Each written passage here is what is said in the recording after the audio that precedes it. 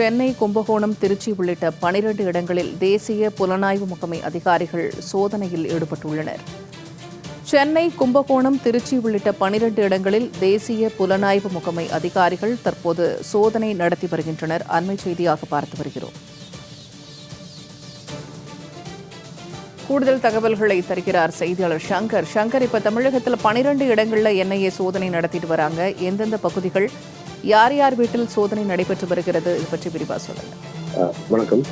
தமிழகத்தில் தற்போது இணைய சோதனை நடைபெற்று வருகிறது. இந்த சோதனையானது கும்பகோணம், திருச்சி உள்ளிட்ட 12 இடங்களில் தேசிய புலனாய்வு முகாமை அதிகாரிகள் சோதனை நடத்துகிறது. குறிப்பாக ஹிஜ்புத் தகர் என்ற தடை செய்யப்பட்ட இயக்க ஆதரவாளர்கள் வீடுகளில் புலனாய்வு முகாம் அதிகாரிகள் சோதனை நடத்தி வருகிறது. மேலும் இவர்கள் தஞ்சாவூர், புதுக்கோட்டை மற்றும் சென்னையில் சோதனையானது நடைபெற்று வருகிறது. புதுக்கோட்டை மாத்தூரில் உள்ள அப்துல் கான் என்பவர் வீட்டில் என்ஐஏ அதிகாரிகள் சோதனை செய்யப்பட்டு வருகிறது.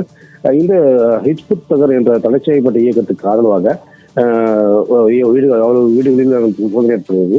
இந்த சோதனையானது தீவிரவாத அமைப்புக்கு ஆள் சேர்த்து வழக்கு தமிழகத்தில் மேலும் பல்வேறு இடங்களில் இந்த சோதனையானது நடைபெற்றுள்ளது.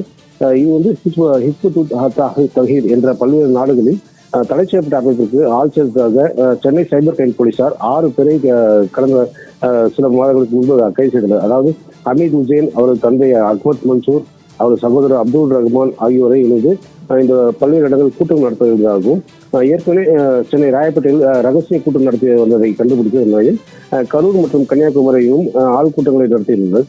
வாட்ஸ்அப் கூட்டங்களில் கலந்து கொண்டவர்களை யார் ஹமீத் உசேன் மற்றும் அவரது தந்தையுடன் அடிக்கடி செல்போன் தொடர்பில் இருந்தவர்கள் சைபர் கிரைம் போலீசார் பல்வேறு சோதனை வருகிறது. இந்த வழக்கில் தற்போது என்ஐஏ சோதனை தற்போது சென்னையில் தமிழகத்தில் 12 இடங்களில் நடைபெற்று வருகிறது.